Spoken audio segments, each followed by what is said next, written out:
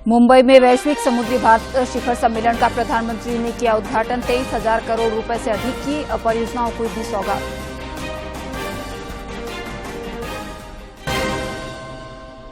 साहिबगंज में 1,000 करोड़ रुपए के अवैध खनन मामले में ईडी आरोपी सुनील यादव को लेगा 5 दिनों के रिमांड पर। झारखंड उच्च न्यायालय ने दी स्वीकृति।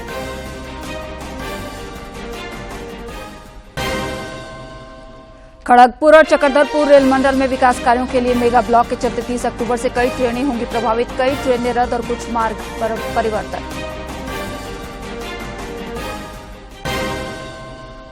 और महिला एशियन चैंपियंस ट्रॉफी टूर जारी। धनबाद होते हुए आज पहुंचेगी सरायकेला, बोकारो और चाईबासा। कल जामताड़ा पहुंचने पर ट्रॉफी टूर का किया गया भव्य स्वागत।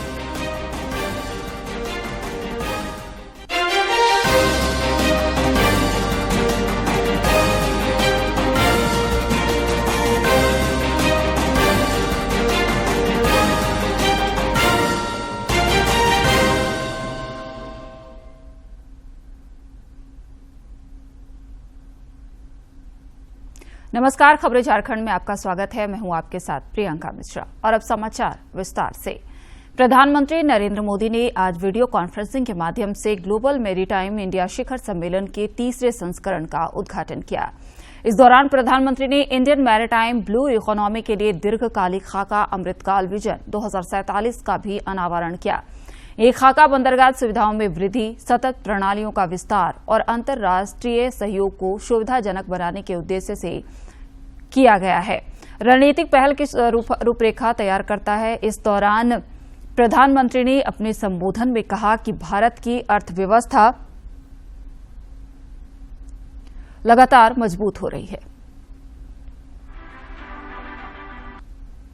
तीसरे संस्करण में मैं आप सभी का अभिनंदन करता हूं।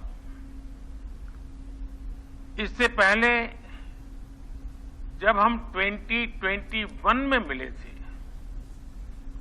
तब पूरी दुनिया कोरोना की अनिश्चितता से घिरी हुई थी। कोई नहीं जानता था कि कोरोना के बाद का विश्व कैसा होगा, लेकिन आज दुनिया में एक नया वर्ल्ड ऑर्डर आकार ले रहा है और इस बदलते हुए वर्ल्ड ऑर्डर में पूरा विश्व भारत की ओर नई आकांक्षाओं से देख रहा है। आर्थिक संकट से घिरी दुनिया में भारत की अर्थव्यवस्था लगातार मजबूत हो रही है। वो दिन दूर नहीं जब भारत दुनिया की टॉप 3 इकोनॉमिक पावर में उसमें से एक होगा। हम सब जानते हैं कि दुनिया का मैक्सिमम ट्रेड सी रूट से ही होता है। पोस्ट कोरोना वर्ल्ड में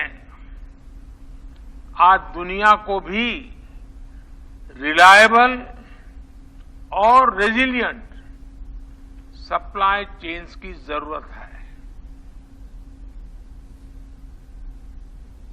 प्रधानमंत्री ने इससे पहले 23,000 करोड़ रुपए से अधिक की कई परियोजनाओं की शुरुआत की। शिलान्यास, लॉन्च तथा राष्ट्र के नाम समर्पण का सबसे पहले 18,800 करोड़ रुपए के मूल्य की परियोजनाओं का लोकार्पण, रिमोट का बटन दबाकर ई फलक का अनावरण करने की विनती मैं माननीय प्रधानमंत्री जी से करती हूं।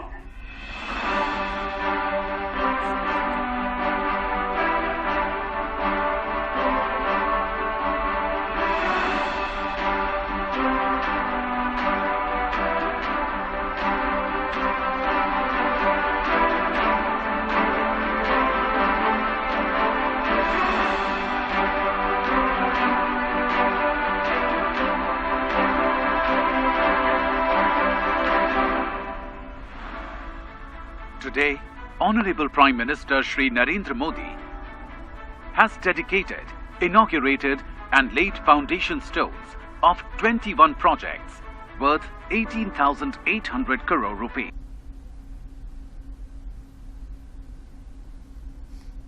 प्रधानमंत्री नरेंद्र मोदी ने कल गूगल और अल्फाबेट के मुख्य कार्यकारी अधिकारी सुंदर पिचाई से वीडियो कॉन्फ्रेंसिंग के जरिए बातचीत की। इस दौरान उन्होंने सुशासन में आर्टिफिशियल इंटेलिजेंस पर काम करने का आह्वान किया। तंत्र है उसके विस्तार पर चर्चा हुई है। प्रधानमंत्री ने भारत में क्रोमबुक के निर्माण के लिए HP के साथ गूगल की जो साझेदारी है उसकी प्रशंसा की और ये भी कहा कि उसकी 100 भाषाओं के पहल को काफी अच्छा रिस्पांस मिला। आर्टिफिशियल इंटेलिजेंस टूल को भारतीय भाषाओं में उपलब्ध करवाने के प्रयासों को भी प्रोत्साहित किया। इसके अलावा प्रधानमंत्री ने गांधीनगर में वैश्विक फिनटेक संचालन केंद्र खोलने की गूगल की योजना का स्वागत किया। वहीं सुंदर पिचाई ने भी UPI का लाभ उठाकर भारत में जो वित्तीय समावेशन है उसमें सुधार करने की गूगल की योजनाओं के बारे में जानकारी दी। पिचाई ने भारत के विकास में योगदान देने के लिए गूगल की प्रतिबद्धता पर जोर दिया। प्रधानमंत्री ने गूगल को आर्टिफिशियल इंटेलिजेंस शिखर सम्मेलन पर भारत आगामी वैश्विक साझेदारी में योगदान देने के लिए आमंत्रित किया। आर्टिफिशियल इंटेलिजेंस शिखर सम्मेलन की मेजबानी दिसंबर में 2023 में नई दिल्ली में भारत के द्वारा की जाएगी। बीजेपी प्रदेश अध्यक्ष बाबूलाल मरांडी की संकल्प यात्रा का समापन 28 अक्टूबर को रांची के हरमू मैदान में किया जाएगा। यात्रा के संयोजक और प्रदेश महामंत्री डॉक्टर प्रदीप वर्मा ने बताया कि 6 विधानसभा क्षेत्रों की रांची में संयुक्त जनसभा होगी। इसमें रांची, हटिया, कांके, खिजरी, मांडर और तमाड़ विधानसभा क्षेत्र की जनता तथा कार्यकर्ता शामिल होंगे। उन्होंने बताया कि 17 अगस्त से शुरू हुई बाबूलाल मरांडी की संकल्प यात्रा के दौरान राज्य सरकार की नाकामियों को जन जन तक पहुंचाया गया। डॉक्टर वर्मा ने बताया कि इस दौरान मेरी माटी मेरा देश कार्यक्रम का भी समापन होगा। इसमें प्रदेश के 263 प्रखंडों एवं 49 नगर निकायों से कुल 312 कलश रांची पहुंचेगा। संताल परगना के साहिबगंज में हुए 1000 करोड़ के अवैध खनन मामले में प्रवर्तन निदेशालय ईडी आरोपी सुनील यादव को 5 दिनों के रिमांड पर लेगा और उससे पूछताछ की जाएगी। इस संबंध में कल झारखंड उच्च न्यायालय ने सुनील यादव के रिमांड की स्वीकृति दे दी है। सुनील यादव को साहिबगंज पुलिस ने 25 अगस्त को गिरफ्तार किया था। पीएमएलए कोर्ट से वारंट जारी होने के बाद सुनील यादव लंबे समय से फरार था। वहीं पीएमएलए कोर्ट ने सुनील यादव के रिमांड की याचिका खारिज होने के बाद ईडी ने उसके रिमांड के लिए झारखंड उच्च न्यायालय में याचिका दाखिल की थी।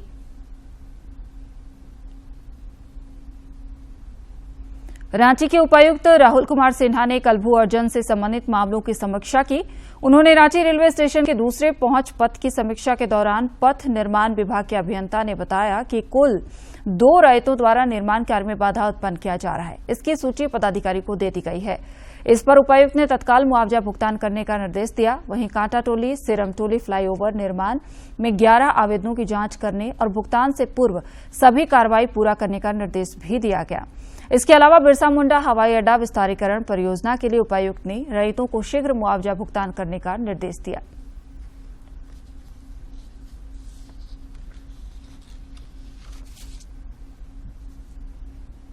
इधर दुर्गा पूजा के दौरान श्रद्धालुओं को किसी तरह की परेशानी न हो, इसके लिए रांची जिला प्रशासन तैयारी में जुटा हुआ है। रांची के उपायुक्त राहुल कुमार सिन्हा और वरीय पुलिस अधीक्षक चंदन कुमार सिन्हा की अध्यक्षता में कल इसकी समीक्षा की गई। इस दौरान उपायुक्त और वरीय पुलिस अधीक्षक ने पूजा के दौरान नए गड्ढे नहीं करने का भी निर्देश दिया। वहीं गड्ढों को भरने, चिन्हित स्थान पर स्लैब लगाने, सड़क समतलीकरण, पानी पाइपलाइन की मरम्मति का भी निर्देश दिया।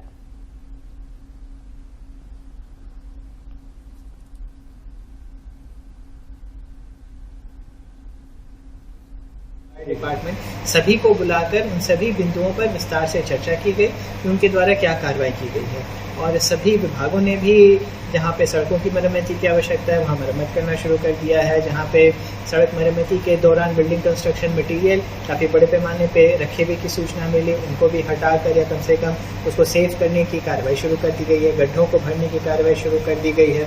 नगर निगम द्वारा सभी तालाबों की साफ सफाई शुरू कर दी गई है। हर तरह लाइट्स लगाने की कार्रवाई चल रही है।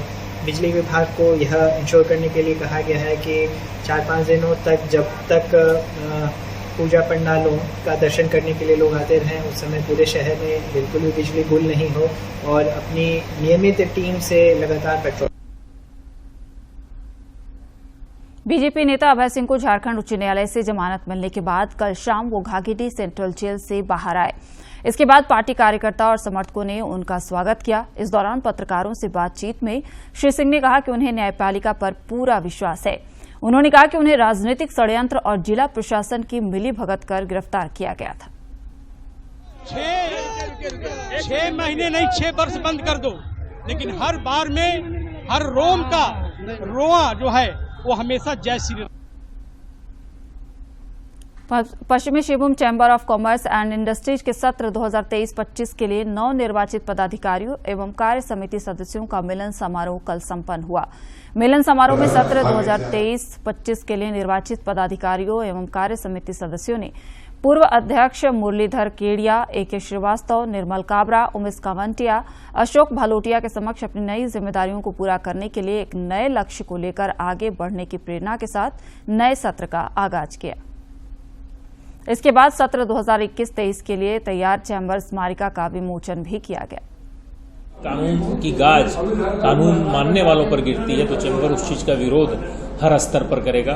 व्यापारियों की सुरक्षा, व्यापारियों के आत्मसम्मान की सुरक्षा जरूर होनी चाहिए। सरायकेला खरसावां जिले के चांडिल अनुमंडल क्षेत्र अंतर्गत कपाली ओपी पुलिस को 2 आपराधिक मामलों में सफलता हाथ लगी है।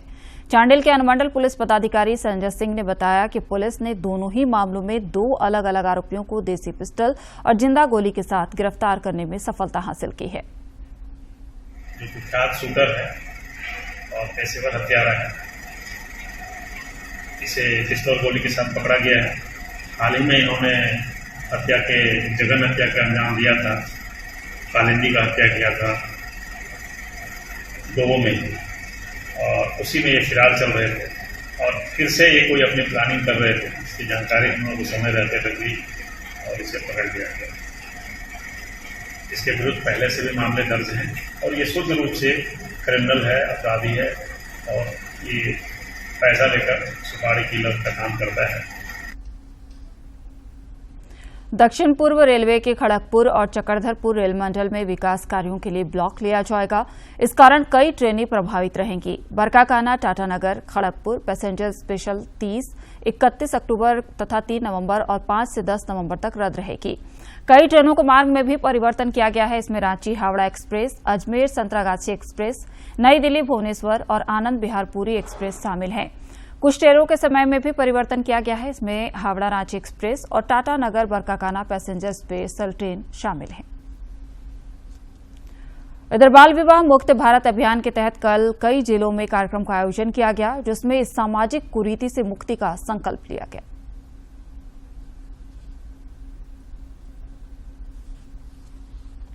जमशेदपुर के बिष्टुपुर स्थित माइकल जॉन ऑडिटोरियम में कैलाश सत्यार्थी चिल्ड्रंस फाउंडेशन और पूर्वी सिंहभूम जिला प्रशासन तथा कला मंदिर के सहयोग से बाल विवाह मुक्त भारत कार्यक्रम का आयोजन किया गया। इस अवसर पर स्कूली बच्चियों ने ऑडिटोरियम में ही विभिन्न तरह के पोस्टर लेकर एक रैली निकाली और सभी लोगों ने हाथ में हाथ पकड़कर बाल विवाह मुक्त भारत का संदेश देती एक मानव श्रृंखला बनाई। अवसर पर कला मंदिर के वाइस प्रेसिडेंट अमिताभ घोष ने बताया कि आज पूरी दुनिया में बाल विवाह के मामले में भारत दूसरे स्थान पर है। उन्होंने बताया कि देश भर के 300 NGO पूरी प्रतिबद्धता के साथ 33,000 गांवों में बाल विवाह मुक्त भारत के लिए जागरूकता अभियान चला रहे हैं। तक हम लोग आगे नहीं बढ़ पाए हैं। अभी हम लोग एक फौज तैयार कर पाए हैं। पूरे देश भर में करीब 300 NGO इस बारे में प्रतिबद्धता के साथ सामने आई कि वो लोग करीब 33,000 गांव में इसको प्रचार को ले जाएं। मौके पर मौजूद स्कूली बच्चों ने भी बाल विवाह मुक्त भारत कार्यक्रम की सराहना की। उन्होंने कहा कि वे अपने सपनों को पूरा करना चाहते हैं, जिसके लिए बाल विवाह से मुक्ति जरूरी है। बाल विवाह इसलिए नहीं करना चाहिए क्योंकि वो लोग कुछ भी ज्यादा फिर घर वालों ज्यादा काम करवाते हैं, कुछ भी इसलिए नहीं करना चाहिए। अभी पूरी नहीं हो पाती है और इस तरह से वो आगे बढ़ने का जो सपना रहता है उनका वो भी पूरा नहीं हो पाता और इससे परिवार उनको बहुत ज्यादा फोर्स करते हैं। इस दौरान एक एनजीओ की प्रतिनिधि पूर्वी घोष ने कहा कि देश के विकास में आधी आबादी का भी अहम योगदान है, इसलिए लड़कियों को भी पढ़ने और आगे बढ़ने का अवसर मिलना चाहिए। यहाँ के एनजीओ सरकारी व्यवस्था के साथ मिलकर, पुलिस व्यवस्था के साथ मिलकर, पंचायत को साथ लेकर सामने आना चाह रहा है कि कैसे बाल विवाह से आजादी के लिए एक जन जागरूकता अभियान चलाया जाए। पूर्वी सिंहभूम के अलावे कई अन्य जिलों में भी बाल विवाह मुक्त भारत अभियान के तहत विविध कार्यक्रम आयोजित हुए। जमशेदपुर से राजेश कुमार लालदास की रिपोर्ट। जनजातीय मामलों के केंद्रीय मंत्री अर्जुन मुंडा आज पश्चिम सिंहभूम के जिला मुख्यालय चाईबासा में जिला स्तरीय दिशा की बैठक में शामिल हुए। बैठक में मंत्री जोबा मांझी, सांसद गीता कोड़ा, विधायक दीपक बिरुआ के अलावा पंचायत प्रतिनिधियों, जिले के उपायुक्त सहित तमाम विभागों के अधिकारी मौजूद रहे। इस दौरान सरकार के विभिन्न कल्याणकारी योजनाओं की समीक्षा की गई।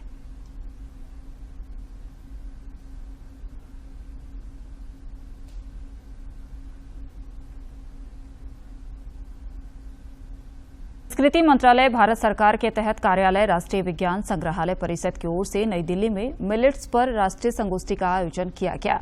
इसमें देश भर से चयनित बच्चों ने भाग लिया। केंद्रीय संस्कृति मंत्रालय के तहत कार्यरत राष्ट्रीय विज्ञान संग्रहालय परिषद द्वारा श्री अन्न एक मूल्य वर्धित पौष्टिक अथवा भ्रांति आहार विषय को लेकर एक राष्ट्रीय विज्ञान संगोष्ठी का आयोजन किया गया। संगोष्ठी में भाग लेने आई संस्कृति मंत्रालय की संयुक्त सचिव मुग्धा सिन्हा ने कहा कि विविधताओं से युक्त भारत के हर राज्य में अलग अलग श्री अन्न उगाए जाते हैं। उन्होंने कहा कि पोषक अनाजों को बढ़ावा देने में बच्चों की महत्वपूर्ण भूमिका है। हर देश के कोने में मिलेट्स का अलग प्रकार है ना। वो कैसे खाद्यान्न में इस्तेमाल होता है, लोग खा रहे हैं या वो भी डाइंग फूड हो गया है ना, तो इन सब पे एक फोकस आएगा। संगोष्ठी में राष्ट्रीय विज्ञान केंद्र के निदेशक एन रामदास अय्यर ने कहा कि संगोष्ठी में देश भर के 60,000 बच्चों ने हिस्सा लिया, जिनमें से चुनिंदा 36 छात्र छात्राओं का चयन हुआ। चयनित बच्चों ने श्री अन्न को बढ़ावा देने के बारे में अपने अपने विचार रखे। अलग अलग टॉपिक्स लेके पिछले 42 साल से हम ये करते आ रहे हैं। तो इस साल का टॉपिक है मिलेट्स, सुपर फूड्स है या एक डाइट फैड है। राष्ट्रीय विज्ञान संगोष्ठी में भाग लेने आए विशेषज्ञों ने मिलेट्स की महत्ता को रेखांकित किया। मेधावी बच्चों ने मिलेट्स जागरूकता के लिहाज से इस संगोष्ठी को बेहद महत्वपूर्ण बताया। मैं गोवा से हूँ और मिलेट्स एक फूड आइटम है जो हमें अभी हमारे डाइट में ऐड करना चाहिए। इट इज़ वेरी न्यूट्रिशनल, हमारे बॉडी के लिए बहुत बेनिफिशियल है वो। संगोष्ठी में आए अन्य बच्चों ने भी पोषक गुणवत्ता के लिहाज से श्री अन्न को बेहतरीन खाद्यान्न कहा। अब जब मैंने इसमें पार्टिसिपेट करके इतने सारे बेनिफिट्स जाने हैं मिलेट्स के बारे में कि अब जब भी मैं मेरी दादी के घर जाऊंगी मैं जरूर उनसे खुद ही बोलूंगी कि मेरे को बना के दें। बदलती जीवन शैली के बीच सेहत के लिए प्रतिभागी बच्चों ने पोषक अनाजों को बेहतर विकल्प बताया। ये संगोष्ठी बहुत फायदेमंद है क्योंकि बच्चों से ही ये जो मिलेट का आइडिया है ये सोसाइटी में स्प्रेड होगा। जब बच्चे ही इसको समझेंगे और दूसरों को समझाएंगे तो एक जागरूकता आएगी और एक रिवॉल्यूशन आएगा। गौरतलब है कि राष्ट्रीय विज्ञान संग्रहालय परिषद NCSM हर साल वार्षिक छात्र विज्ञान संगोष्ठी का आयोजन करता है। संगोष्ठी का उद्देश्य युवा छात्रों के मन में वैज्ञानिक सोच और विश्लेषणात्मक प्रवृत्ति की भावना पैदा करना है। श्री अन्न एक मूल्यवर्धित पौष्टिक या भ्रांति आहार, इसी थीम को लेकर राजधानी नई दिल्ली में राष्ट्रीय विज्ञान केंद्र में एक संगोष्ठी का आयोजन किया गया। संगोष्ठी में भाग लेने आए देश के 13 राज्यों और केंद्र शासित प्रदेशों के बच्चों ने न केवल श्री अन्न के महत्व को रेखांकित किया बल्कि पौष्टिकता के आधार पर स्वस्थ और सेहतमंद रहने के लिए इसको अपनी भोजन की थाली में शामिल करने का प्रण भी लिया। मेरे सहयोगी कैमरामैन अनिल ठाकुर और संजीव के साथ मोपी यादव, DD न्यूज, दिल्ली। राष्ट्रपति द्रौपदी मुर्मू आज नई दिल्ली में 69वें राष्ट्रीय फिल्म पुरस्कार प्रदान करेंगी। सूचना और प्रसारण मंत्री अनुराग सिंह ठाकुर समारोह में मुख्य अतिथि के रूप में उपस्थित होंगे। R माधवन निर्देशित रॉकेटरी द नाम भी इफेक्ट को वर्ष 2021 की सर्वश्रेष्ठ फिल्म घोषित किया गया।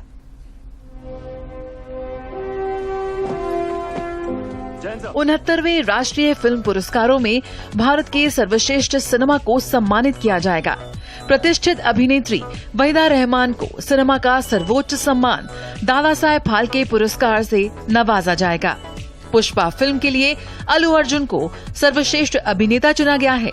पुष्पा के लिए देवी श्री प्रसाद ने सर्वश्रेष्ठ संगीत निर्देशन का पुरस्कार भी हासिल किया है।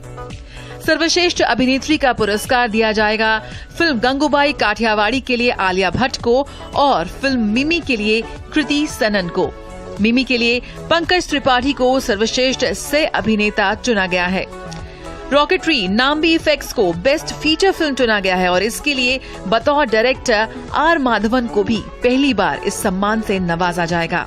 राष्ट्रीय एकता पर सर्वश्रेष्ठ फीचर फिल्म के लिए नरगिस दत्त पुरस्कार हासिल किया द कश्मीर फाइल्स ने। इसी फिल्म के लिए पल्लवी जोशी को सर्वश्रेष्ठ सह अभिनेत्री का पुरस्कार दिया जाएगा। सर्वश्रेष्ठ निर्देशक का पुरस्कार गोदावरी द होली वाटर के लिए निखिल महाजन को दिया जाएगा। 69वें राष्ट्रीय फिल्म पुरस्कारों में RRR ने भी कई पुरस्कार जीते। RR को संपूर्ण मनोरंजन प्रदान करने वाली सर्वश्रेष्ठ लोकप्रिय फिल्म के साथ साथ सर्वश्रेष्ठ संगीत निर्देशन, बैकग्राउंड म्यूजिक, सर्वश्रेष्ठ गायक, सर्वश्रेष्ठ कोरियोग्राफी, बेस्ट स्पेशल इफेक्ट्स और बेस्ट स्टंट कोरियोग्राफी का भी पुरस्कार मिला है।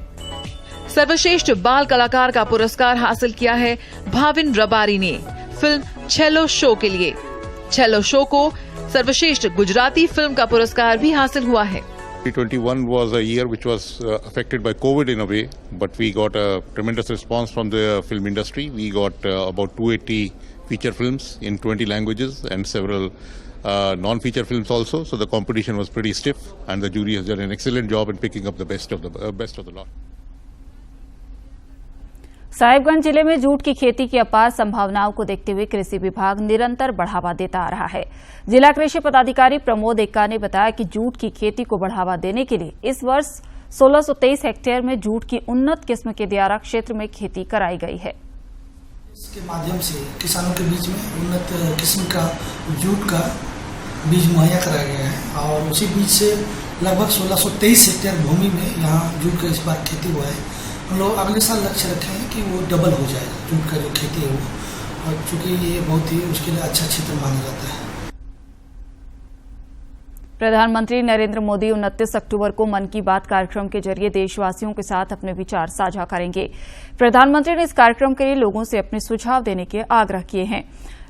टोल फ्री नंबर 1800117800 पर मिस कॉल देकर रिकॉर्ड करा सकते हैं।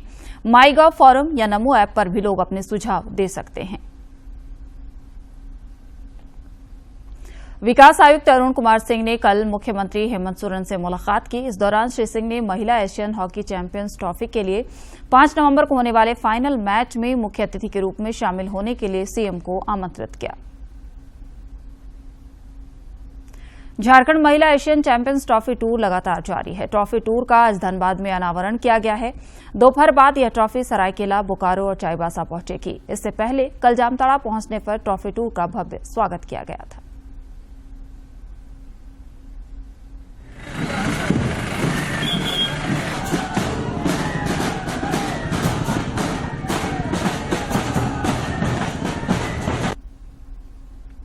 आईसीसी क्रिकेट विश्व कप में आज दक्षिण अफ्रीका का नीदरलैंड्स के साथ मुकाबला होगा।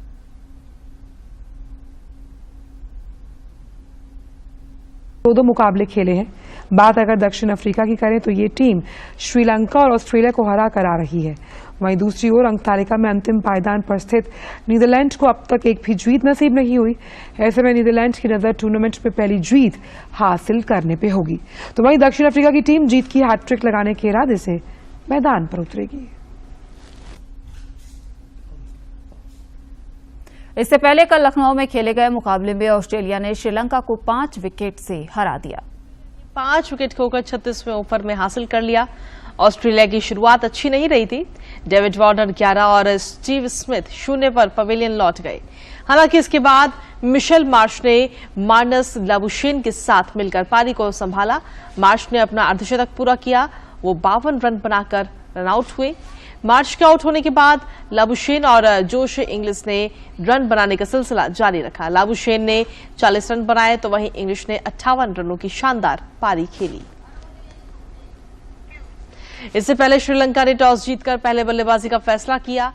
पथुम निसंका और कुशल परेरा ने पहले विकेट के लिए 125 रनों को जोड़ा। वहीं निशंक का 61 और परेरा 68 रन बनाकर कमिंस। क्रिकेट को 2028 लॉस एंजेलिस ओलंपिक खेलों में आधिकारिक रूप से शामिल कर लिया गया है। अंतर्राष्ट्रीय ओलंपिक समिति की कल मुंबई में हुई इस बैठक में इसका निर्णय लिया गया। मान ली गई है। ये फैसला मुंबई में हुए आईओसी सत्र में लिया गया है। इस सत्र में क्रिकेट के साथ baseball, softball, flag football, lacrosse और स्क्वैश को शामिल किया गया है।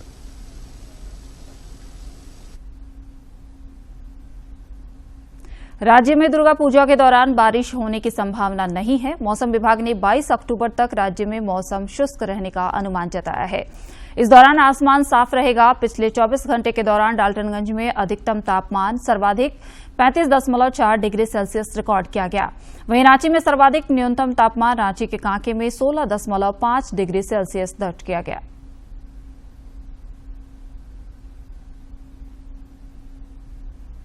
अंत में मुख्य समाचार एक बार फिर।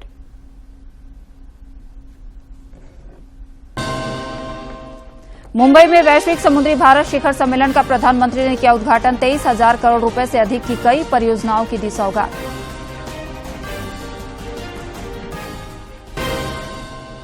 साहिबगंज में 1,000 करोड़ रुपए के अवैध खनन मामले में ईडी आरोपी सुनील यादव को लेगा 5 दिनों के रिमांड पर। झारखंड उच्च न्यायालय ने दी स्वीकृति।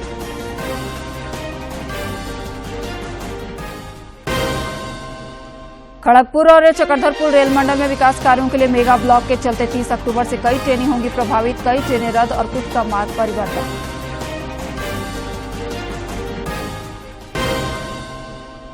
और महिला एशियन चैंपियंस ट्रॉफी टूर जारी। धनबाद होते हुए आज पहुंचेगी सरायकेला, बोकारो और चाईबासा। कल जामताड़ा पहुंचते हुए ट्रॉफी टूर का किया गया था भव्य स्वागत।